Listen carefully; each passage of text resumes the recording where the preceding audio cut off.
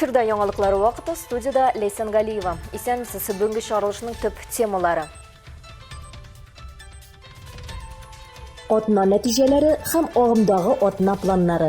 Әлмәттә нинди бурычлар хәл ителде һәм якын арада шәһәр халкын нәрсә көтә? Где есть проблемы, вы, пожалуйста, сигнализируйте, мы оперативно будем их все решать. Гырыф-гадәтләрне саклап, киләчәккә планнар корып, Габдрахман халкы авыл туган көнен билгеләп үтте. Biz indi 300 yılın zorlab үткәребез, Алла бирсә, менә 295 ел эчендә генә дип әйтеп түгел, соңгы 10 елны күз алдына китерсәң дә, үзгәрешләр бик күп. Йолдызлар стендабы, юмористик ярышлар һәм көлке диңгезе. Әлмәттә юмор фестивале узды. Слушай, смотри, я тебе так скажу. Гуликов в Татарстане у нас не очень котируется, да? Давай ты будешь Айгуликов, а?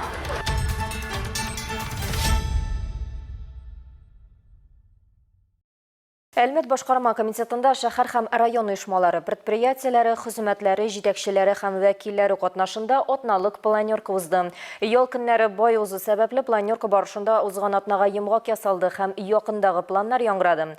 Кузгатылган темалар хакында алдагы материалда. Коллеги, доброе утро. Начинаем планерку. Әлмәт муниципаль районы башкарма комитеты җитәкчесе Айдар Каюмов игътибарны яңа уку елына әзерлеккә юнәлтте. Ул район башкарма комитеты җитәкчесе урынбасары Илсур Сәлимгәрәевкә һәм район мәгариф идарәсе җитәкчесе Ирина Павловскаяга төзелеш эшләрен вакытында башкаруны тулысынча тикшереп торырга кушты. Обязательно нужно по автобусам посмотреть, чтобы они все были.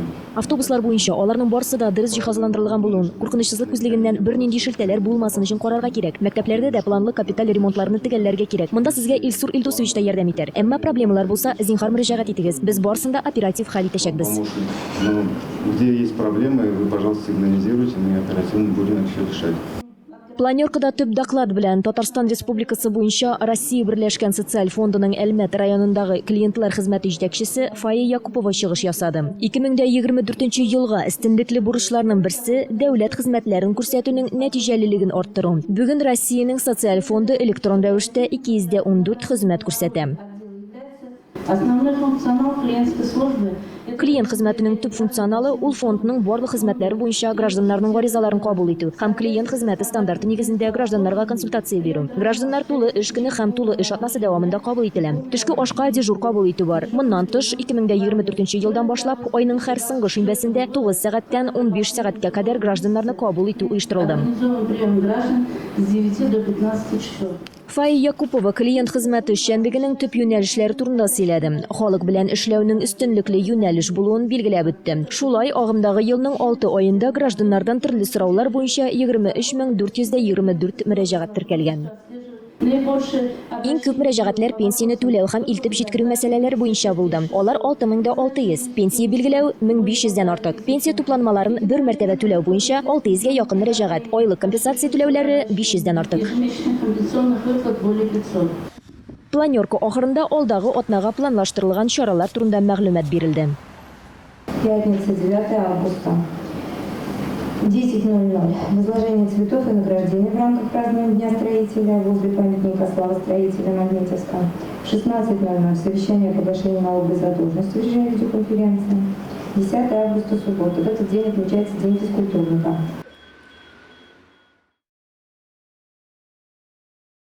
Әлмәттә ветераннарны һәм озак яшәүчеләрне хөрмәтләү дәвам итә. Шәһәрнең иң өлкән журналистларының берсе, республиканың атказанган мәдәният хезмәткәре Анатолий Чернышов 85 яшьлек юбилейын билгеләп үтте. Гомеренең 40 елын Анатолий Чернышов журналист һөнәренә багышлаган. Ул шәһәр һәм корпоратив газеталар хезмәткәре буларак кына түгел, берничә китап автор буларак та билгеле кеше. Редакциянең авыл хуҗалыгы бүлеге мөдире буларак 21 ел ул авыл хезмәтчәннәренең тормышы турында язган. 7 ел редактор урынбасары урынын билгеләгән. 10 елдан артык шәһәр журналист оешмасын җитәкләгән.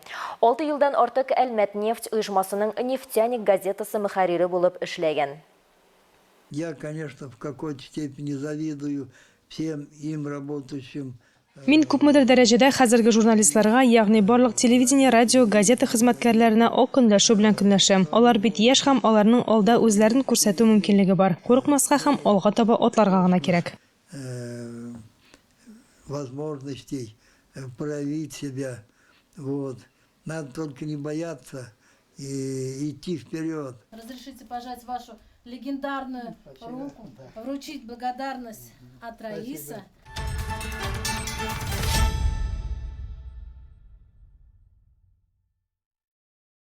Юбилейлы көннәрне Габдрахманлылар да кичерә. Быел авылга рәсми нигез салынуга 295 ел тулды. Шул уңайдан биредә мавыктыргыч программа әзерләнгән иде. Алар хакында Радифә Нигъманова белә. Әлеге матур датаны Габдрахманлылар авылга нигез салып, бүген аның исемен йөрткән Габдрахман карт нигезенә чәчәкләр салудан башлады. Тарихи документлар авыл нәкъ шушы урыннан үсеш алганын растаганга күрә биредә кайчандыр истәлек ташы куелган булган. Бәйрәмгә аны яңартып, матурлап куйганнар иде.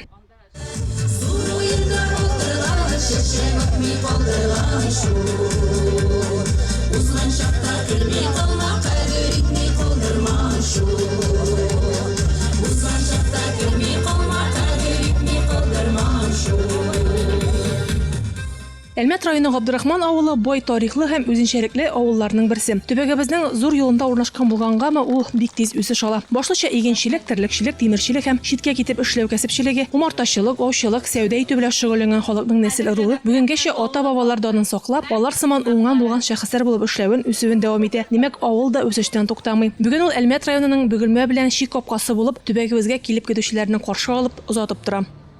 Бу инде бер карасаң аз кебек. Но инде шушы халыкның яшәү дәверен үзләре белән үткән кешеләр өчен бик күп һәм бик озак еллар инде бу. Без инде 300 елын зурлап үткәрбез, Алла бирсә, менә 295 ел эчендә генә дип әйтеп түгел, соңгы 10 елны күз алдына китерсәң дә үзгәрешләр бик күп.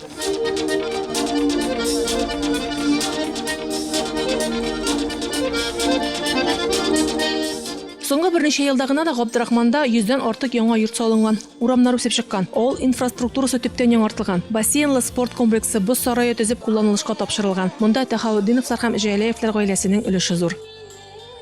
Шушы киләсе яшь буынга инде үзебезнең булган дәрәҗәне җиткереп каласы килә. Шушы авылның булган кадерле биналарын, кадерле урыннарын саклауны өйрәтеп каласы килә. Һәм алар да безгә карап, безнең эшне дәвам итер дип өмет көтәбез. Һәм алдагы тормышлар яхшы булыр дип өметләнеп калабыз. Шаяхметов Рафгат Җәдид улы һәм Шаяхметова Зөһрә Исмәгыйль кызы 44 ел бергә иңгә иң килеп яшиләр. Бәйрәмнең рәсми өлеше авыл музее территориясендә узды. Ул Габдрахман халкы һәм кунаклары өчен ишекләрен 2022 елда ачкан иде. Биредә авыл үсешенә өлеш керткән активистларны, мөхтәрәм гаиләләрне билгеләп уздылар. Авыл мәдәният йортында иҗат итүче коллективлар концерт тәкъдим иттеләр. Җырлы кичә Сабантуй мәйданында Рәшит Вахапов исемендәге фестиваль лауреатлары чыгышы спорт ярышлары белән кичкә кадәр дәвам итте.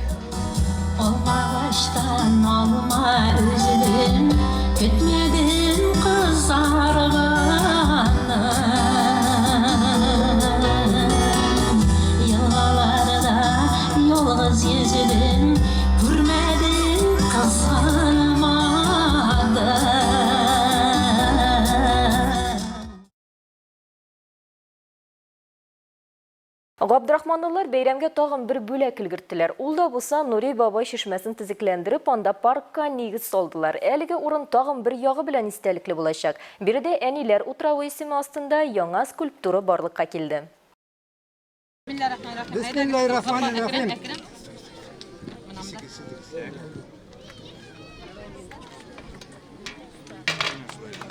Күрсәтегез халыкка.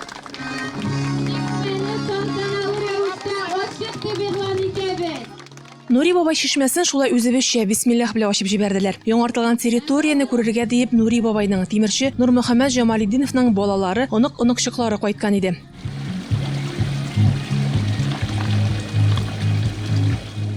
Әлеге урынның юкагына Нури баба шишмәсе дип йөртмиләр. Заманында бу авылга тимерче булып җибәрелгән югары мактама кешесе төзекләндереп, ул аны кулланышка тапшырган булган. Бүген инде бу эшне Габдрахман авылы халкы бергәләп дәвам итә.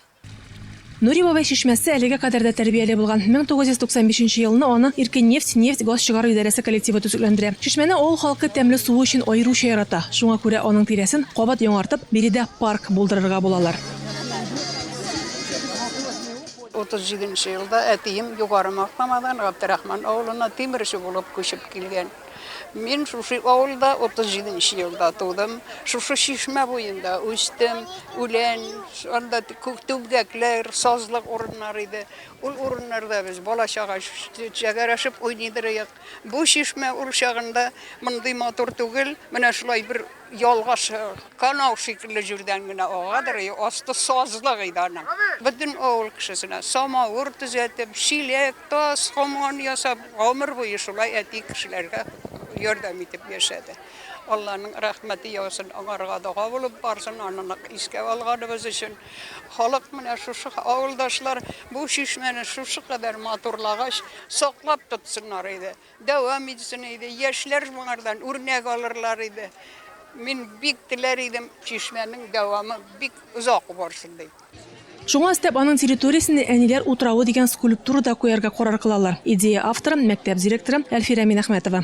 Әни белән чишмә ул икесе бер юлдан бара торган. Чишмә дә гомер бирүче, кешегә яшәвеш бирүче, әни дә яңа тормыш бирүче. Гомер-гомергә безнең әниләр чишмәдә су алып кайтканнар. Шуның белән инде авылыбызның иң матур урында Нури бабай чишмәсендә әниләребезгә багышланган әниләр утравы дигән урын ачасы килде. Бу идеяны Шәфәгать Фахразовичка әйткәч, Равил Шамилевичка әйткәч, алар бик хуплап алдылар. Бөтен кешеләре белән, бөтен яннары, тәннәре белән һәр вакыт элемтәдә булып, менә шулай бергәләп безнең идея аларның кече белән менә шундый матур урын барлыкка килде.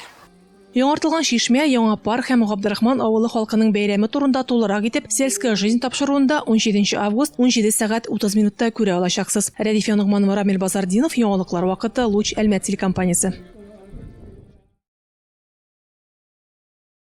2 көнгә Әлмәт юмор дөньясына чумды. Беренче көндә яшьләр үзәгендә һәм Әлмәт иҗтимагый үзәгендә стендап тыңлау мөмкинлеге булдырылган иде. Шимдә шәһәр пляжында Татнефть компаниясе кубогына юмор фестивале үтте. Миша же с охоты вам трофей привез. А? Виталий! Сәхнәгә регионның иң үткен сүзле командалары, шаярту осталары һәм чын юмор йолдызлары чыкты. Я же Альметьевск купил. Как дело было? Я вот так вот Вайлдберрис до конца долистал. Слушай, смотри, я тебе так скажу. Гуликов в Татарстане у нас не очень котируется, да? Давай ты будешь Айгуликов, а? Сразу респектабельно. Ревдар, вот я тебя уважаю. Знаешь за что? За то, что ты Татарстан не бросил. Ревдар, ты молодец. А вот твой брат Ревгош убежал. Почему-то. Югары лига чемпионнары Азия Микс Шаяннар һәм Тапкырлар клубы командасы кичәнең хедлайнеры булды. Я буду радовать костюмом мэра Бишкека. В основном исключительно юмором. Поскольку фестиваль юмористический и наш профиль тоже юмор, будем юмором. Сейчас как раз таки увидите, нам надо на сцену. Побежали. Все, пока. Всем ассалам алейкум. А это еще кто такой? Где? Ого! Подожди. Ты что, тоже его видишь, что ли? Ну да. Прикинь, он тоже его видит. Пляжда узган юмор фестивале күп санлы кунаклар җыелган зур бәйрәмне хәтерләтте. Киң география шуның дәлиле. Просто что-то невероятное. 3-й год подряд специально приезжаем на этот фестиваль, чтобы вырваться вместе со своей семьей. Команды все были великолепны, каждая по-своему, особенно с юмором. Мы обязательно приедем в Альметьевск на Каракуз. Мне все команды понравились. Конечно, я болела за команду «Каракуз». Так как мы работники Татнефти, болеем за своих. Мы в восторге от сегодняшнего, на самом деле, КВН. Он очень смешной, очень улетный. Вообще фестиваль «Каракуз» нас поражает, вообще удивляет нас. Мы восхищены вообще этим мероприятием. Да, хотелось бы этот откат вместе с вами, этот флешмоб сделать здесь, в Альметьевске. Поднимите, пожалуйста, вместе с нами все свои руки. Две руки вверх. На расслабончике. Не как немцы в 45-м, да. Спокойно. На расслабоне, да. В локоточках согнутые, да. И вместе с нами, под нашу музыку. Погнали!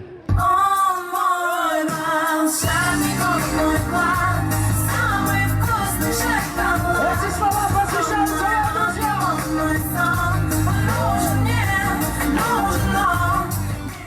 Festival yumg'oqlari bo'yicha maqtovli 3-o'rinni Indeburg deb Kunayt Shola komandasi oldi. Master Musi Moskva komandasi 2-chi bo'ldi. Пермь shaharning сборная Paganiu komandasi jing'u yo'lladi.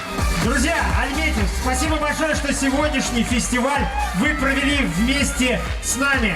Мы любим вас, мы ценим ваши чувства юмора и всегда стараемся сделать качественную программу для того, чтобы вы порадовались, а мы вместе с вами покайфовали на сцене.